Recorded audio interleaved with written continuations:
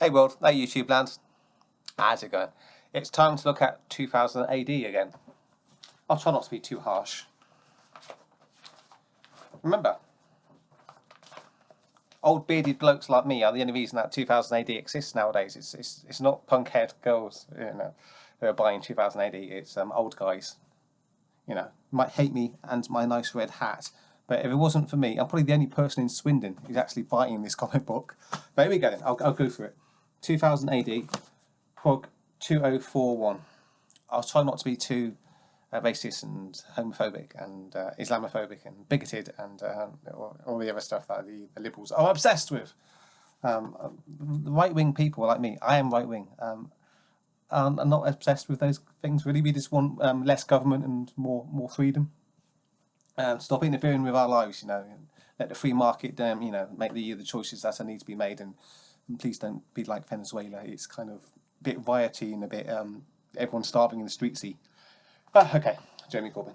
2000 AD. The cover is not very good. It's a lot better last week. Where's last week's book? It's somewhere. It's lost amongst the morass of Nazi memorabilia, which I have in my bedroom, of course. I don't have any Nazi memorabilia. But the last week's cover was better than this one. That's not a particularly interesting cover, is it? And it says on the front, "Rumble in the Jungle," which is a reference from 1974. So it's not suddenly getting the youngsters in, is it? The first story, talking about not getting the youngsters in. This is about the rave culture, which ended in about 1993 because of government legislation. So it's what are you doing? Acid house, acid. Yeah, it's all that, and it's been updated because it's got a woman of colour as the judge. That doesn't update things. Putting your identity politics in there does not update things. So the story is anachronistic because it's about something which hasn't been a thing for a long time in the UK. So I only got the favourite protagonist of old liberal comic book writers, the girl with the hair on the top and the shaved on the sides, and basically a member of Antifa. they love these girls, but these girls aren't reading the comic book. If I go to the letters page in this issue, right, which is at the back of the book, you'll notice something about the people writing in. Man. It's all blokes reading this, and it's all old blokes. What kind of bloke? People like me, either right-wingers, not many really, but mostly left-wing, sandal-wearing Guardian readers. Nice people, baby boomers. I saw one today getting his Guardian newspaper from the shop just down the road from me. Very nice man, in his late 60s. I'm sure he had a copy of the 2000 AD at home as well. Anyway, let's look at the second story. This is Dan Abnett's. The art is too cluttered in this. I don't like the artwork because it's just too much going on. But Dan Abnett basically uses 2000 AD as a platform to rail against the evil right wing. So the bad guys in all his stories are racist, sexist, misogynist, bigoted, sociopathic, psychopathic, evil right wingers, like me, like this nice guy. So if you want to read about all the hatred that Dan Abnett hides in his nice liberal heart, then you want to read grey area. Not my kind of thing really, but it is funny to see Dan Abnett ranting and raving away. Next story, grey suits. This is Pat Mills getting lost somewhere in the mid 1980s with references to Princess Diana and Margaret Thatcher and his image of the establishment as it is today. Because there are references to the internet in this story, so it's not set in the 80s. It just seems like the 80s when you read it. This is the establishment, right-wing white men, who apparently control the mainstream media as well. Very strange, because when I watch television today, there's nothing on there for someone like me at all. So I don't watch it, I go on the internet. And there's nothing on any of the channels that's, catering for someone like me. So where's this right-wing dominance on mainstream media? And the newspapers, what newspaper do I read? I don't read any of them.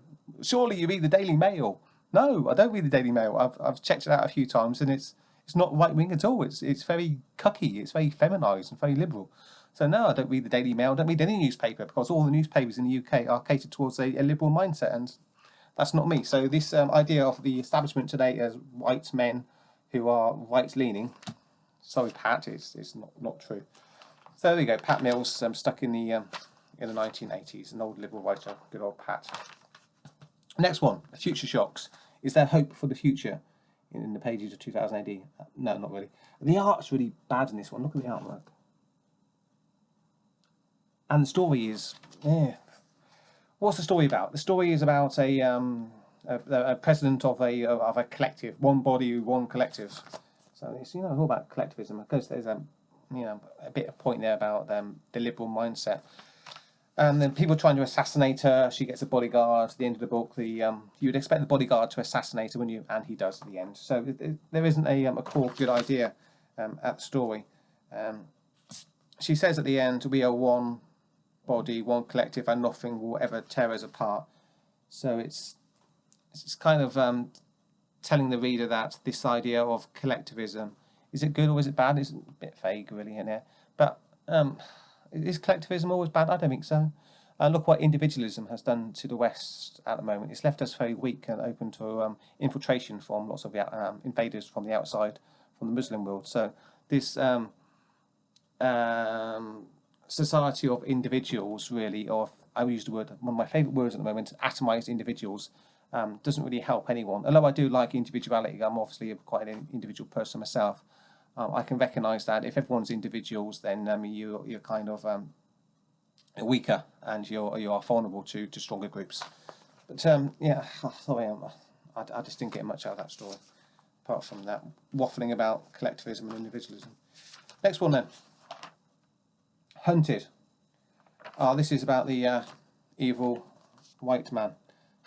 It's always an evil white man. There was a shock in the last episode, last week's, because a black guy turned out to be his son. So that was a bit odd. And the black guy betrayed one of those girls with the punky haircuts who it appeared that he was working with. So some an Antifa black male stabbed an Antifa punky-haired mohawk girl in her back, and that was weird. And it was even weirder when it was revealed that it was the black guy is the son of this evil white man. But then there's this panel here where the evil white man is going to stab his son, But then he thinks, oh, my son can actually help me now. So I guess he is racist against his own son or something, or just a sociopath, psychopath like Dan Abnett always portrays evil right-wing males.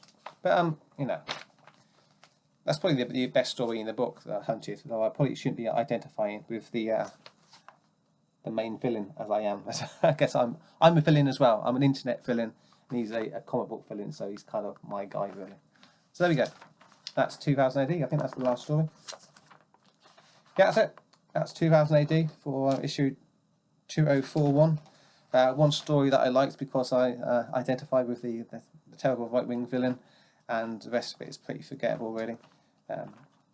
And yeah, there's nothing else in it. Oh, this was good. The little comic strip out the front there. That was quite funny. But apart from that, really nothing else to say about 2000 AD. Shall I do a review of next week's one? Yeah, if I've got the time, I might do. People seem to like my 2000 AD reviews.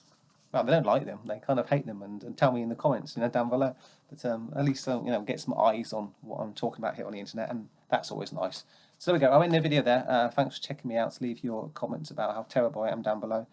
And I'm not going to just block you because I disagree with you. The old blocking thing on my channel is I block the people who have got no content on their channel and haven't got any subscribers on their channel, and they've got an image which is not them and a name which is a silly little name, and their comments are normally just lines like that, just one sentence which says, "You suck, your beard is terrible, and you stick your hat up your ass." That kind of comment, and I just I know you might think that I've got plenty of free time and to do these silly videos, but my time is valuable and I don't want to waste it responding to silly comments which to me come across like they're comments from some 12-year-olds, who just wants to get a reaction on the internet because he's a bit lonely. I'll end my video there. Thanks for checking me out, and I might do another 2000 AD review next week. So see you for now, and I'll be back. Goodbye.